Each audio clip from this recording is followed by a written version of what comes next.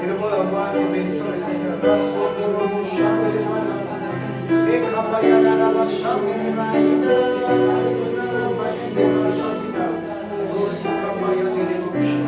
Seigneur, tu es digne d'être adoré. Seigneur, tu es digne d'être élevé. Seigneur, tu es béni. Seigneur, tu es béni. Mon âme t'exalte. Mon âme t'élève. Alléluia. Qui est semblable à toi. Alléluia. Qui peut s'égaler à toi. Alléluia. Mon âme t'élève. Alléluia. Mon âme te sert. Oh, merci Seigneur. Merci Seigneur. Merci pour cette grâce que tu nous donnes, Seigneur. Merci pour cette grâce. Merci pour cette grâce.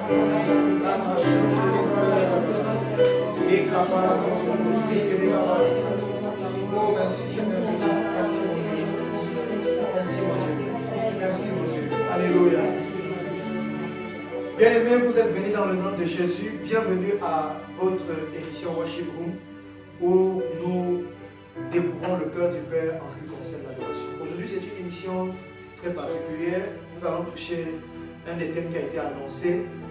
Et donc, beaucoup ont eu l'opportunité de pouvoir répondre. J'ai eu beaucoup de messages où certains ont envoyé et beaucoup d'ailleurs ont également publié leurs réponses. Aujourd'hui, nous allons essayer de répondre à une question qui avait été posée déjà et beaucoup qui n'ont pas pu répondre, vous pouvez répondre également dans les commentaires pendant que nous y sommes encore. La question qui a été posée, c'est quelle est la différence entre l'adoration et le chant? Quelle est la différence entre l'adoration et le chant? Nous allons répondre à cette question pendant ces moments et comme d'habitude, partager avec vous un cantique que le Seigneur a mis sur notre cœur. Bien-aimés, bienvenue à Worship Room une fois de plus. Soyez bien installés et laissez que Dieu puisse toucher vos cœurs. Avant de commencer de répondre à la question qui a été posée, je voudrais qu'ensemble, à la maison et ici sur le plateau, nous puissions davantage élever la voix et remettre ces instants dans les mains du Seigneur. Est-ce qu'on peut élever la voix et prier encore une fois de plus? Seigneur, nous bénissons ton nom, nous célébrons ton nom, nous bénissons ton nom, nous célébrons ton nom. Seigneur, à jamais tu règnes, à jamais tu es élevé au-dessus de toutes choses. Merci parce que Père, tu visites quelqu'un, tu touches quelqu'un. Merci mon Dieu, mon Père, pour la grâce et le privilège que tu nous donnes. Qui est comme toi, qui est semblable à toi, qui est comme toi, qui est semblable à toi. Oh merci mon Dieu, mon Père, merci mon Dieu, mon Père. Merci mon Dieu, mon Père, pour cette grâce. Nous voulons communier avec toi.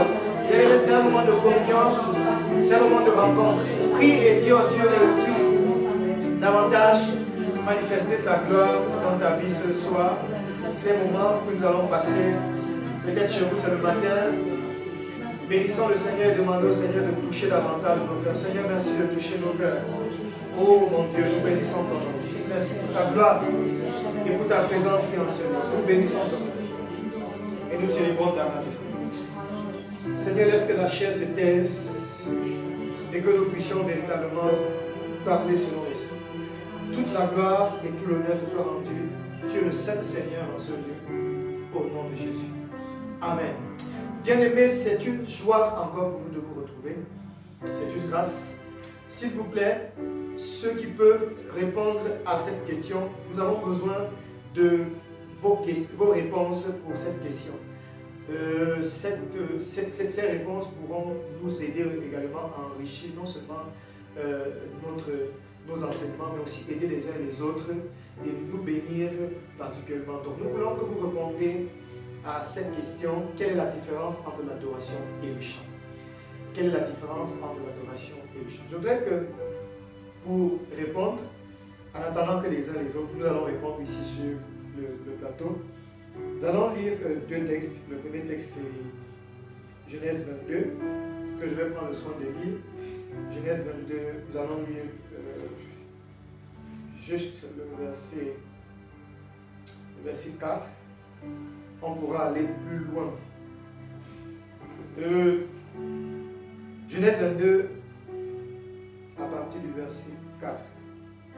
Le troisième jour, Abraham, levant les yeux, vit le lieu de loin. Et Abraham dit à ses serviteurs, restez ici avec l'âne. Moi et le jeune homme, nous irons jusque-là pour adorer et nous reviendrons auprès de vous. Je reprends. Et Abraham dit à ses serviteurs, restez ici avec l'âne. Moi et le jeune homme, nous irons jusque-là pour adorer. Et nous reviendrons auprès de vous. Mes frères et mes sœurs, nous constatons que c'est la première fois où le mot adoration a été mentionné dans la Bible. Le mot adoration a été mentionné dans la Bible.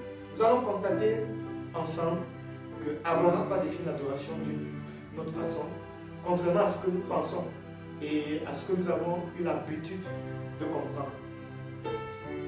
Nous connaissons très bien l'histoire où Dieu a demandé à Abraham de pouvoir sacrifier son fils.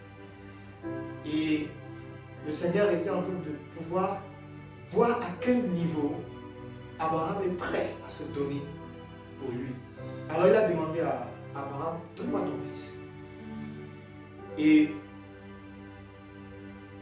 c'est tout part dans le texte que nous sommes en train de lire. Et Abraham dit à ses serviteurs.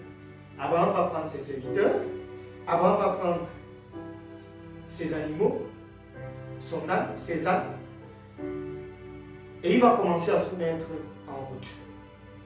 Alors, au niveau du lieu où il doit adorer, selon Abraham, il va dire à ses serviteurs, restez ici avec l'âne.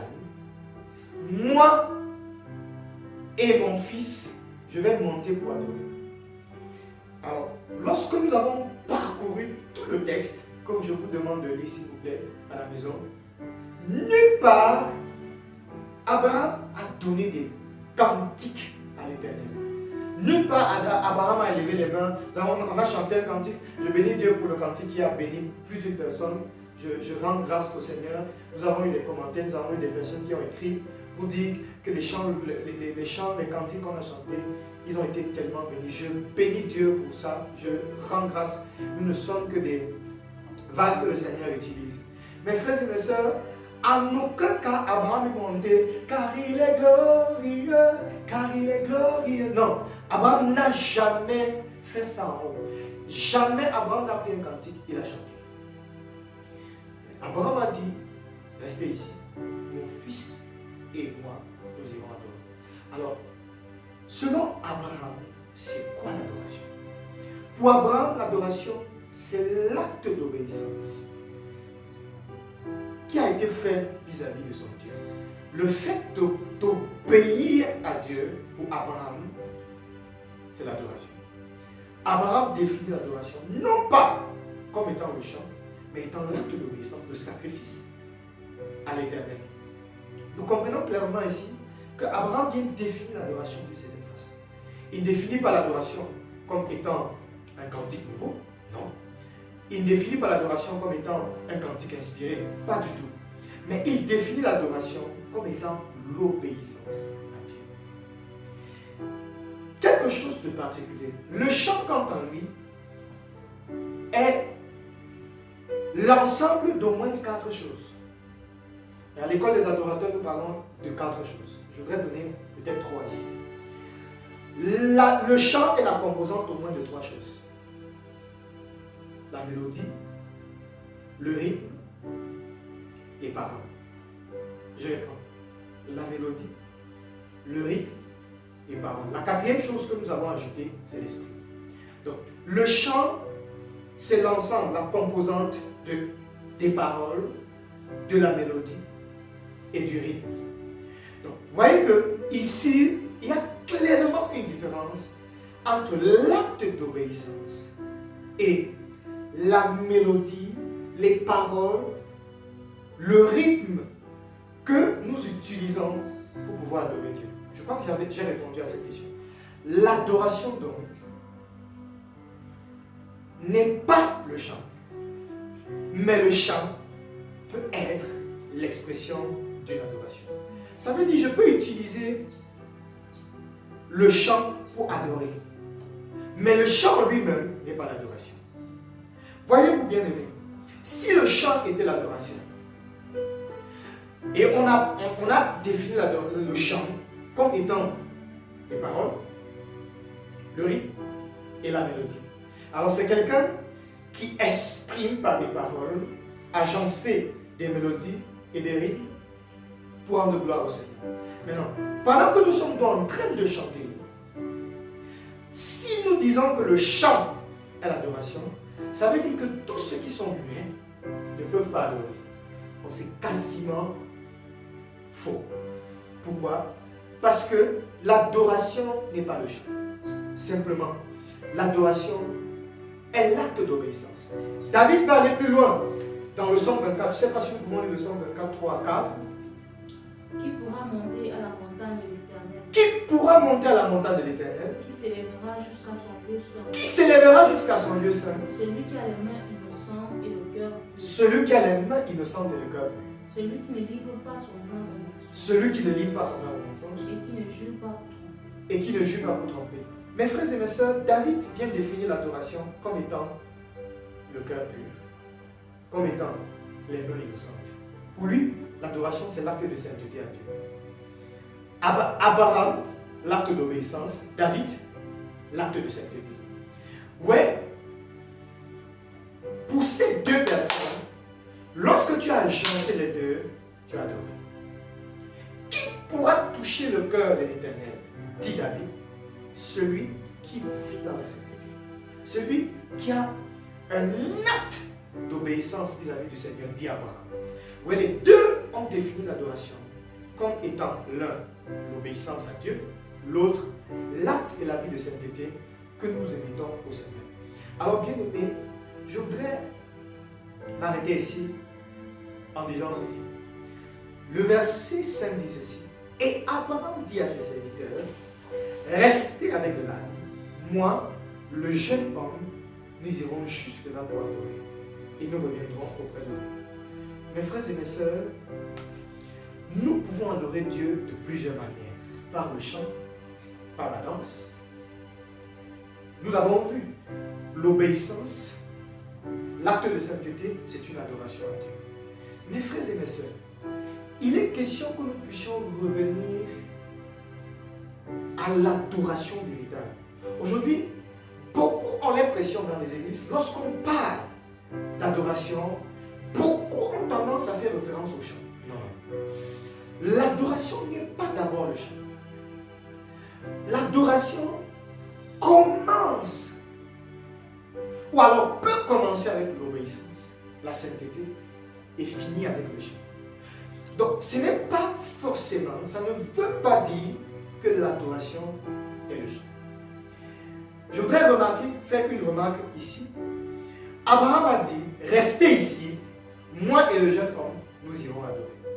Mes frères, à des moments, il y a des personnes qui vous empêcheront d'adorer Dieu. À des moments, il y a des choses qui vous empêcheront d'adorer Dieu. Abraham s'est dépouillé, a dit, je laisse des choses ici, parce qu'ils peuvent m'empêcher d'adorer Dieu en haut. Parce qu'ils peuvent m'empêcher de donner le meilleur cantique qui est l'obéissance au Seigneur. Parce qu'ils peuvent m'empêcher de donner le meilleur cantique qui est le sacrifice de mon obéissance au Seigneur. Il dit non, il n'est pas question que vous m'empêchiez. Frères et sœurs, que les gens ne vous empêchent pas d'adorer le Seigneur. À des moments, il y a des personnes qui vont vous dire non, tu pries déjà beaucoup. Non, tu fais déjà trop. Tu vas beaucoup à l'église. Tu en fais trop. Cherche un peu d'argent. Fais ceci, fais cela. Frères et sœurs, c'est des serviteurs et des âmes que vous devez laisser au bas de la montagne pour monter adorer Dieu. Quel est le serviteur ou la servante que vous deviez laisser en bas avant de monter à la montagne? Aujourd'hui, il est question de pouvoir comprendre que Dieu s'attache beaucoup plus à l'adoration qu'au cantique que vous pouvez lui offrir sans l'acte d'obéissance et de sainteté. Ce que Dieu veut pour vous, c'est humer le parfum de bonne odeur que porte votre vie par l'obéissance et la sainteté à Dieu et transmis par un cantique ou par une danse. Aujourd'hui, Dieu ne veut pas une partie, mais il veut être Seigneur et Sauveur de tout. Jésus veut ton acte d'obéissance et de sainteté. Chante, ce n'est pas d'abord ta belle voix que Dieu veut, non. Chante, ce n'est pas d'abord tes cantiques apparemment bons et beaux à écouter que Dieu veut. Chante, ce n'est pas d'abord tes nuances et ta façon de monter dans les aigus, revenir dans les médiums et rentrer dans les graves que Dieu agrée. Non, c'est le parfum que porte ta vie de sainteté et d'obéissance au Seigneur. Nous voulons nous arrêter là et passer un moment dans la présence de Dieu avec un petit cantique que le Seigneur nous a donné, qui certainement vous permettra de rentrer dans la prière. Je voudrais que à la maison, vous puissiez véritablement prier et demander à Dieu, Seigneur, je vais être un adorateur qui dans l'obéissance et dans la vie de sainteté apporte un parfum de bonne odeur au ciel, agréable à toi, et pouvant accepter ce véritable cantique. Dans Ézéchiel 28, la Bible dit que il y avait un homme qui mettait le cachet, qui mettait le sceau sur les cantiques. Frères et sœurs, Dieu veut que votre cantique soit agréé par lui. Ça ne se fera que par l'odeur de l'obéissance et l'odeur de sainteté que votre vie dégage. Je voudrais que nous élevons la voix et que nous prions. Et nous disons au Seigneur, véritablement, Père, nous voulons être des adorateurs. Nous voulons être des adorateurs. Nous voulons être des adorateurs.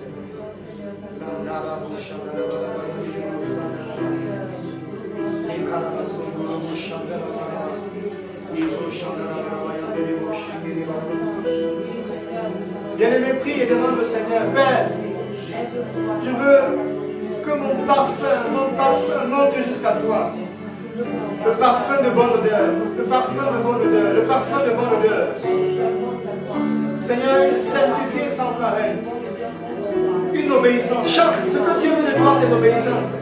Pasteur, ce que Dieu veut de toi, c'est la sainteté. Bien-aimés, arrêtons de donner des cantiques souillés au Seigneur. Arrêtons de donner des prédications souillées au peuple de Dieu. Bien-aimés, Dieu veut que nous vivions dans l'obéissance et la sainteté.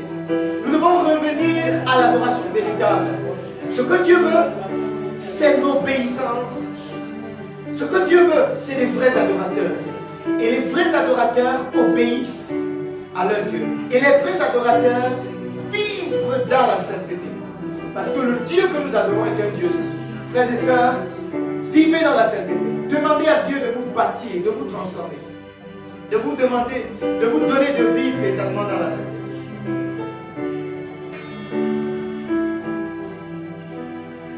Au ciel des cieux, tu à jamais.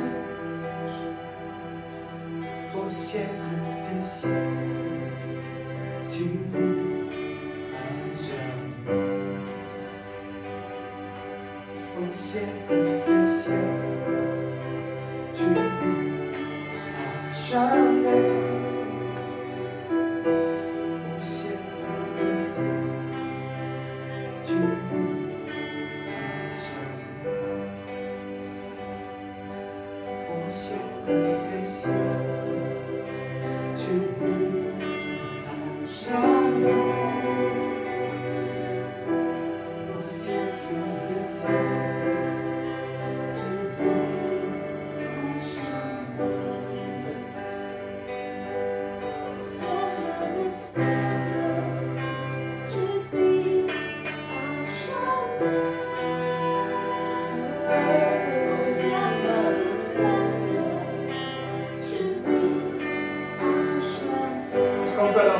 Au siècle des siècles, au siècle des siècles, tu vis à jamais. Au siècle des siècles, tu vis à jamais. Au siècle des siècles, tu vis à jamais. Tu vis à jamais.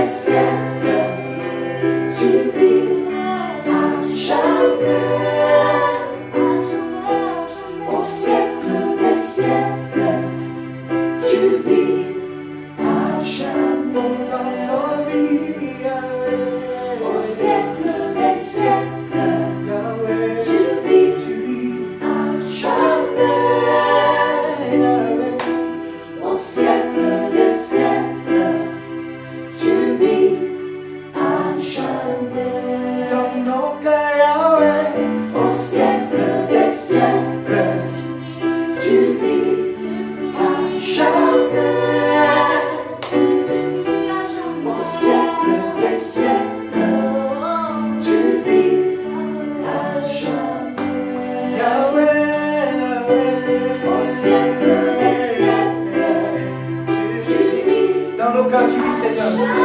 Tu dois être roi, tu dois être Seigneur. Au siècle des siècles, tu vis à jamais. Oh Yahweh, Yahweh. Au siècle des siècles, tu vis à jamais. Au siècle des siècles, tu vis à jamais. Yahweh, Yahweh. Au siècle des siècles, tu vis à jamais.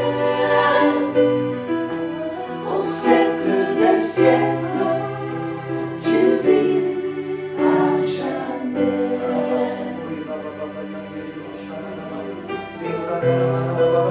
Seigneur, Seigneur, tu dois être le Seigneur de nos vies. Seigneur, règne dans nos cœurs. Seigneur, règne dans nos cœurs. Seigneur, je veux t'obéir. Seigneur, je veux vivre dans la sainteté. Seigneur, prends-moi à vivre dans l'obéissance. Que mes cantiques ne soient pas remplis de saleté. Que mes cantiques ne soient pas remplis de poubelles.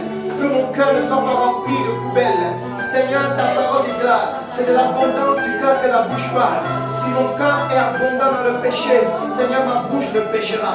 Si mon cœur est abondant de la calomnie, je vais passer le temps à calomnier. Si mon cœur est plein, Seigneur, d'impudicité, je vais communiquer l'impudicité. Mon Dieu et mon Père, Seigneur Jésus, donne-nous de vivre dans l'obéissance. Bien-aimé, prie, élève ta voix et demande à Dieu de vivre dans l'obéissance. Demande à Dieu de te donner d'obéir. Demande à Dieu de te donner de vivre dans la sainteté. Chante, demande au Seigneur de te libérer de la masturbation, de la fornication, de te libérer de l'impudicité. Bien-aimé, Dieu veut la sainteté. Dieu veut la sainteté. Oh mon Dieu, purifie-nous. Mon Dieu, lave-nous. Mon Dieu, sanctifie-nous. Mon Dieu, donne-nous d'être vrai avec toi. Seigneur, aide-nous. Seigneur, aide-nous. Seigneur, aide-nous. Seigneur, aide-nous. Seigneur, aide-nous à être des adorateurs qui obéissent. À être des adorateurs qui obéissent. Qui ne chantent pas, mais qui obéissent. Mais qui sont des adorateurs. Qui obéissent. Qui vivent dans la sainteté, Seigneur. Oh mon Dieu, c'est ce que tu veux. C'est ce que tu désires. C'est des adorateurs que tu veux, Seigneur. Oh mon Dieu, qui craint ton nom, qui craint ton nom. Au siècle des siècles, est-ce qu'on peut le dire ensemble? Au siècle des siècles, tu vis à jamais. Au siècle des siècles, tu vis à jamais.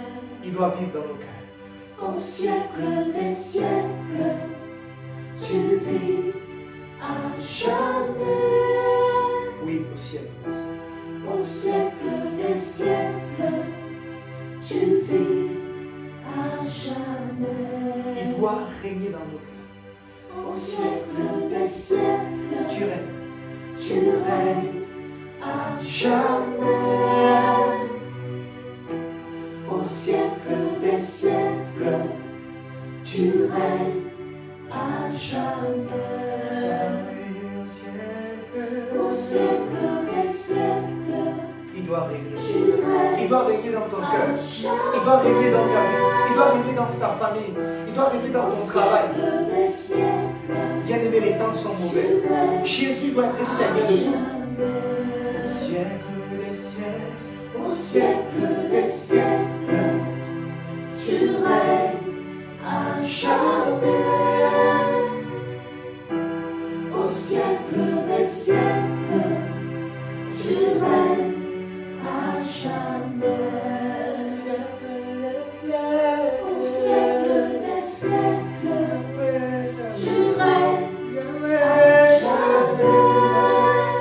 Au siècle des siècles. Au siècle des siècles, tu règnes à jamais. Est-ce qu'on peut laisser les cantiques inspirés sortir de nous pour adorer le Seigneur?